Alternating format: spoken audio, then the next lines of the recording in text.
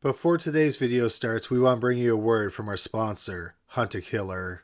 Have you ever thought that you could solve a homicide? Hunt a Killer allows you to do this from the comfort of your own home, and the best part, no one has to die. Hunt a Killer is one of the fastest growing subscription boxes in North America, and that's because of how enthralling it is to play. With every Hunt a Killer box, you examine evidence, documents, audio recordings, and case files, eliminating suspects until you crack the case and catch the killer.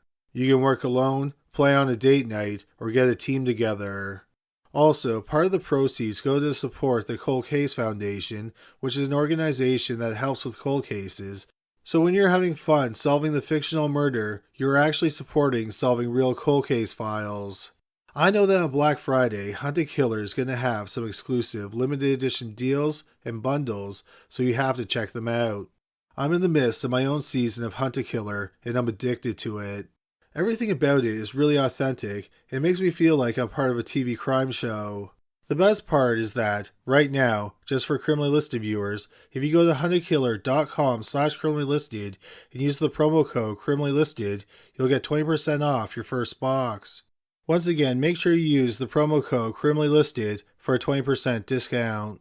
Also, by getting Hunt a Killer, you're helping support Criminally Listed. Do you have what it takes to hunt a killer? Number 3. Susan Potempa. In the early 1970s, Susan and Robert Potempa moved into a split-level house on a quiet street in Summit, Illinois. Summit is a suburb of Chicago. Susan and Robert went on to have a son, whom they named Gerald. Robert also had a son and a daughter from a previous relationship. The Potempas were well known in their neighborhood, and they were well liked. Unfortunately, in 1992, Susan was diagnosed with breast cancer. She ended up having a mastectomy. The surgery left Susan in a considerable amount of pain. In 1993, Thanksgiving was on November 25th. A long-standing tradition on Thanksgiving is that there's a Detroit Lions football game. That year, the Lions were playing the Chicago Bears. Robert and his son Gerald decided to travel to Detroit to see the game. Susan did not join them. Robert and Gerald left on the night of November 24th, and they returned home on November 27th. Neither of them had spoken to Susan while they were away. When they got home, they went into the garage, and they made a horrifying discovery. 50-year-old Susan was dead in a dried blood pool. The pathologist determined that Susan had died 2 days before, on Thanksgiving Day. Her hands had been bound behind her back with duct tape. She had been strangled, and she was struck in the head multiple times with an electric drill. The drill was found close to her body. The police could not figure out why someone would want to kill Susan Potempa. For the police, the first most likely suspect was Robert, but he had an airtight alibi. He was 300 miles away in Detroit when she was killed. Then, a few days after the murder, a young man contacted the police. He said that his friend, 18-year-old Reginald Williams, had confessed to him that he killed Susan. Williams was unemployed, and he lived 3 blocks away from Susan and her family. Robert and Gerald had no idea who Williams was, and they did not think that Susan knew him either. The police had the young man wear a wire while he talked to Williams. They listened as Williams confessed to the murder. On December 4th, Williams was arrested and charged with murder. Once Williams was in custody, he told the police a story that they thought was rather unbelievable. Williams said that Susan had hired him to kill her. In fact, she had given him $2,100 to kill her. Williams explained that on Thanksgiving Day, Susan picked him up and brought him back to her home. She set aside $2,100 for him, and Williams choked her from behind. When she went limp, he laid her body on the floor. He grabbed the money and then walked away, leaving Susan's lifeless body on the floor of her home. Williams said that he was amazed when later that same day, Susan tracked him down. It turned out that he had not killed her, and Susan wanted him to finish the job. She drove him back to her home and parked in the garage. She then asked if he knew any other ways to kill her. She asked him if he had a gun, but he didn't. She then suggested smothering her with a pillow. Williams said that Susan finally said to get her unconscious and then do whatever needed to be done to kill her. But first, Susan had unbound her with duct tape. Then she turned his back on him, and Williams said that he choked her out from behind. When she was unconscious, he picked up the electric drill and struck her in the head 7 or 8 times. Williams told the police that afterward, he was shocked by what he had done. At first, the police did not believe Williams' story. But then, they talked to some people in Susan's neighborhood. 4 people said that Susan had talked to them about arranging her murder. The police were shocked that none of these people came forward before Susan died. At least one person who Susan approached said he did not take her seriously. Other people did not believe Williams' story. Several of her family members, friends, and neighbors had never noticed that Susan was depressed. Also, while Susan was in pain because of her surgery, she was not dying of breast cancer. Also, often when someone dies by suicide, if they have a life insurance policy, it does not pay out.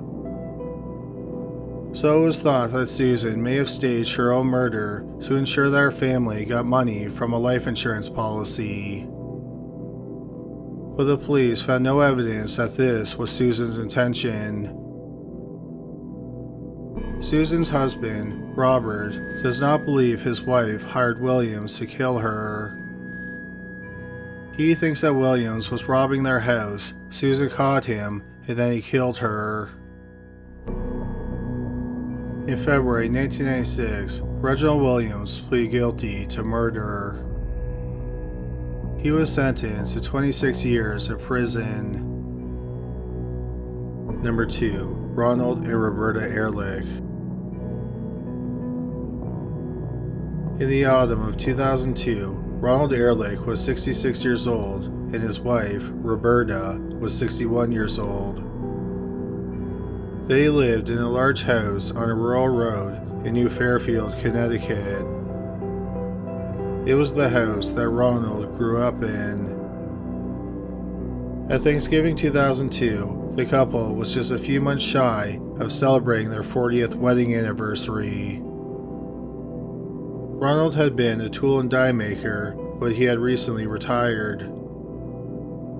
He had also been a volunteer firefighter for most of his life. Roberta was a registered nurse.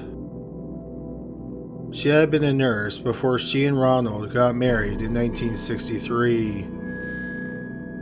The couple did not have any children, but they were incredibly close to their nieces and nephews and their great-nieces and nephews. They also had a large social circle, and they were friends with a lot of people in their community. On Thanksgiving Day 2002, which was on November 28th, they were hosting their family for dinner. At around 11:30 a.m., 2 members of their family arrived at their home and found the front door open. They called out to Roberta and Ronald, but neither responded. They searched the house, and it appeared that someone had been making dinner. They went into the basement, and they found Ronald and Roberta's dead bodies, which were covered with blood. They immediately called 911. At first, because of how much blood was found at the crime scene, the police thought that the couple had been shot to death. However, a medical examiner later discovered that there were no bullet wounds. Instead, they had been beaten to death. The house had not been ransacked, but their wallets were missing. Their 1998 Dodge Durango was also missing. Several hours after Ronald and Roberta's bodies were found, a Dodge Durango crashed into a guardrail about 25 miles from the crime scene near Bedford, New York. A 21-year-old man named Alexander Gray was driving the vehicle. The police ran the license plate and found out that the Durango belonged to Roberta and Ronald Ahrlich, and it had been reported stolen. The Connecticut State Police were notified that Gray had been arrested. Then the state police in New York and Connecticut started to look into Alexander Gray's background. Gray grew up in an affluent neighborhood in Louisville, Kentucky. His father was a physician and his mother was a child psychologist. Gray had severe mental health problems. He had been diagnosed with schizophrenia and bipolar disorder. Several months earlier, his father had him involuntarily hospitalized. Gray was hospitalized for a while, but he was out of the hospital by the fall. The police questioned Gray, and he told them what he did before the murders. Sometime in late November, he had packed a lot of his belongings into a 2000 Cadillac Escalade that his father had given him as a gift. He then left his home in Louisville. 2 days before Thanksgiving, he was driving on a foggy mountain road near Hidden Valley, Pennsylvania. Gray ended up crashing his SUV into some boulders. A tow truck driver and a firefighter who were at the crash scene both said that Gray was incoherent. He seemed agitated, and he was talking to people who weren't there. That night, Gray caught a bus to New York City. In New York, he transferred to a train that went to Brewster, New York, which is about 10 miles from New Fairfield. Gray had a cousin who lived in New Fairfield, about a mile from Ronald and Roberta. His cousin picked him up at the train station at about 2:30 a.m. on Thanksgiving Day and drove him back to his house. Hours later, at 6:30 a.m., Gray wanted to borrow a car to go buy some cigarettes. His cousin told him to wait and someone would drive him later. At 8 a.m., his cousin's family woke up, but they couldn't find Gray. They looked for him, but they could not find him. They even ended up filing a missing persons report. Gray said that when he left his cousin's home, he went out birdwatching. That's when he saw Ronald Ahrlich, who was walking his dog near his home. Gray saw that Ronald was going into his home, and he asked Ronald if he could use his phone. Ronald agreed, and Gray followed him inside. They went into the basement, where Gray called his girlfriend. After Gray hung up, he attacked Ronald. He told the police, "I didn't give him a chance. I just butchered him. He was an old man. I just manhandled him, beat him to the ground. I beat him in the face. His wife came down and said, "Oh my God," and I beat her down too. It turned out that Gray had beaten the couple to death with his bare hands and feet. He then did his best to hide their bodies. Afterward, he grabbed their wallets and drove off in their SUV. He ended up crashing because he fell asleep behind the wheel. Gray did not give a reason as to why he committed the brutal double homicide. He did not know the Ahrlichs, and he had no reason to kill them. His lawyers argued that he did it because he was insane at the time of the murders. They pointed out that in the days leading up to the murders, Gray was not taking his prescription drugs. In June 2003, a judge ruled that Gray was not competent to stand trial. Gray eventually made a plea deal to avoid the death penalty. He was sentenced to life without parole. It was just a question of whether he would serve it at a psychiatric hospital or in prison. Gray's lawyers wanted him to be placed in a psychiatric hospital. The district attorney did not think that Gray was insane at the time of the murders, but he also thought that it would be better if Gray were hospitalized. The judge ultimately decided that Alexander Gray should live out the rest of his life in prison. At the time of this video, Gray is 37 years old and he is serving his sentence at the Gardner Correctional Institution in Newton, Connecticut. Number 1. The Privackys. The Privacky family lived just outside Muskegon, Michigan. They lived across the road from the amusement park, Michigan Adventure.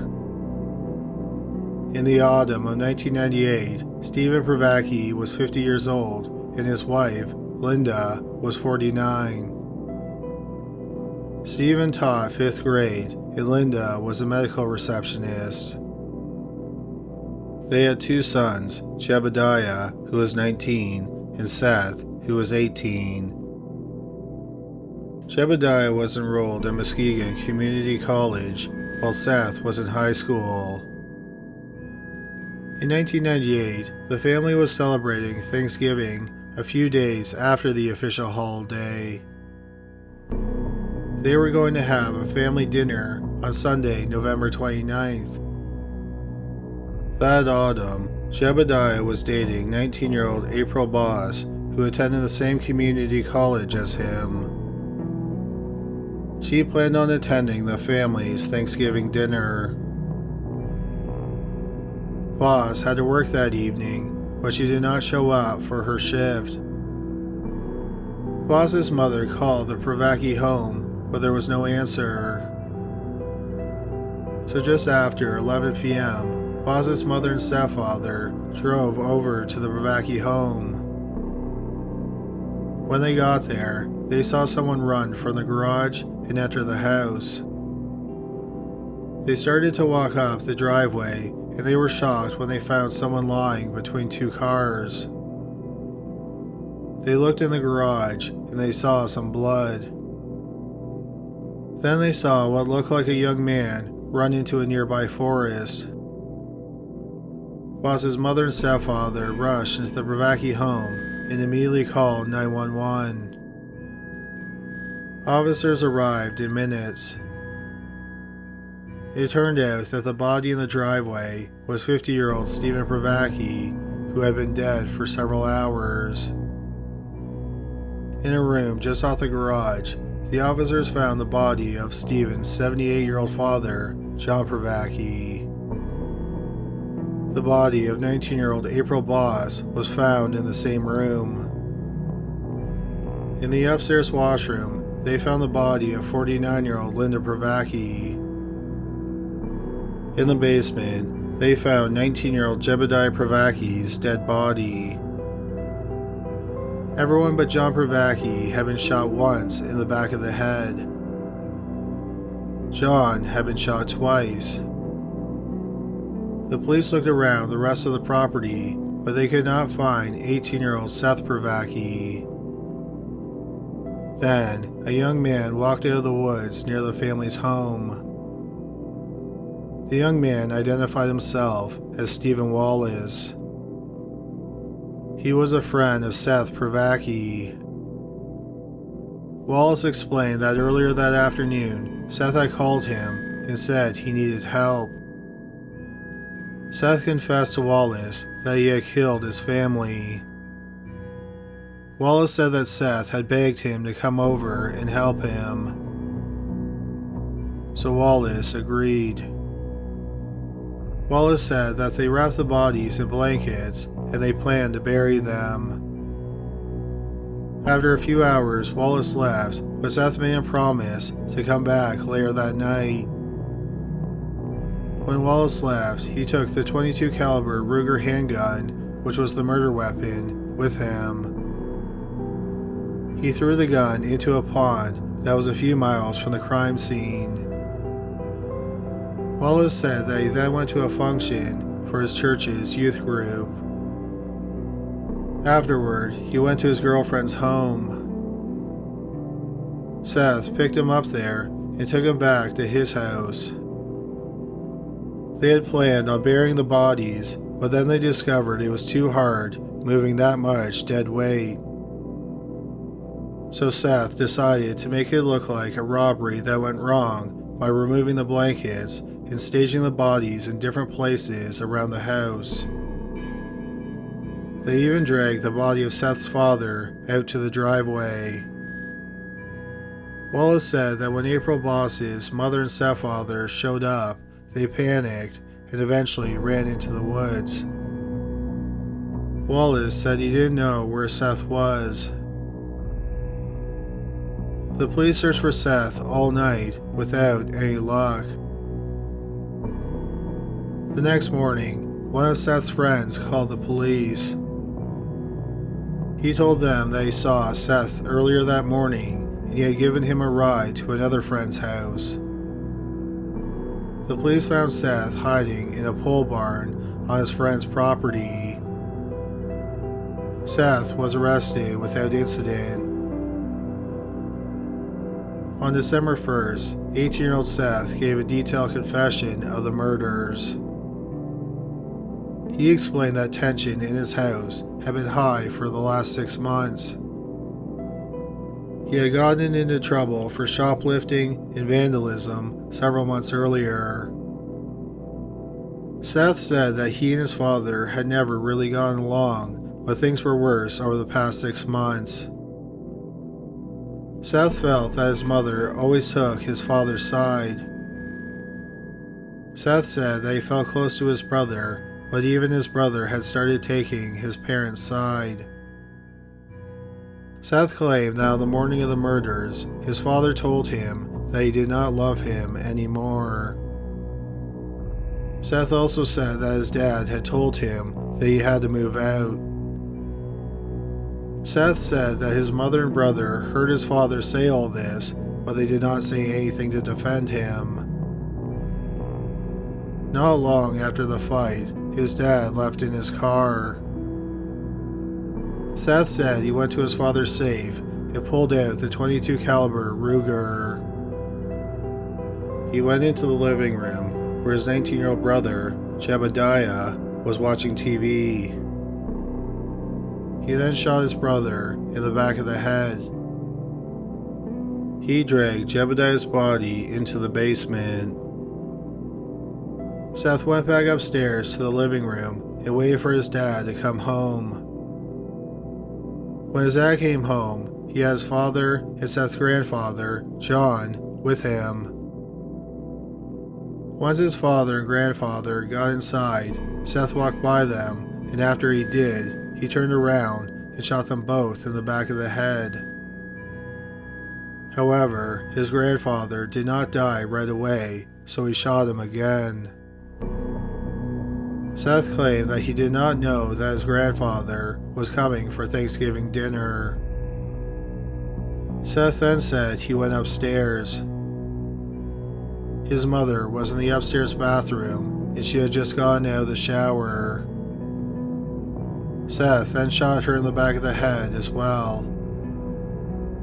Seth went back downstairs and then April Boss walked in through the front door.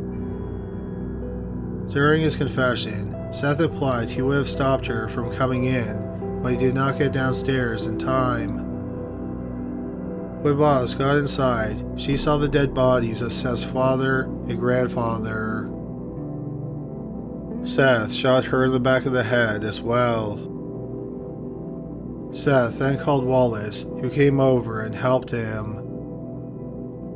After a few hours, Wallace left to go to his church's youth group event. While Wallace was gone, Seth said he cleaned up the blood. After Wallace came back, they found that they couldn't pick up the bodies because they were too heavy. So they dragged them and placed them around the house to make it look like a robbery. Then April Boss's mother and stepfather showed up, so he and Wallace ran into the woods. Seth then said he regretted what he did and it was a horrible mistake. But something did not sit right with the detective who was interviewing Seth. The way Seth explained it, he snapped on the morning of the murders because of what his dad said, and he had only intended on killing his immediate family, but then had to kill his grandfather and his brother's girlfriend because they just happened to be in the wrong place at the wrong time. The detective did not think that Seth was being entirely honest. Before Seth confessed, the police had been given CCTV footage of Seth from the day before the shooting. He was at a Myers store and he was trying to buy ammunition. So the detective suspected that he may have been planning the murder for at least a day. Seth explained that he had planned on doing some small gun hunting that weekend. He claimed that the idea to kill his family only came to him on the morning of the murders. Seth ended up pleading guilty to 5 counts of first-degree murder, and he was sentenced to life in prison. Stephen Wallace was charged with being an accessory to murder. In November 1999, he was acquitted. Sometime after the murders, the Privacky house was demolished so that Michigan Adventure could expand. In July 2010, Seth Privacky was serving a sentence at the Kinross Correctional Facility, which is a medium security prison in Chippewa County, Michigan. On July 25th, a semi-truck was making a delivery to the prison. Seth and 2 other inmates attacked the driver and got into the cab of the truck. They crashed through some fences, and then the 3 inmates started running. Nearly immediately, the 2 other inmates surrendered. Seth did not stop running. As he was running across the road, he was shot. Like all the people that Seth killed, he died from a gunshot wound to the head. Seth Privacky was 30 when he died, and he had served about 11.5 years in prison. The truck driver that they attacked was not seriously injured. Thank you so much for watching today's video. Hopefully you found it interesting. If you did, please give us a thumbs up and subscribe for more videos just like it. Please feel free to check us out on Facebook at facebook.com/criminallylisted. You can also visit our website, criminallylisted.com, where you can suggest cases, buy merch, and find out about an exclusive podcast. But that is all for today. Thanks again for watching.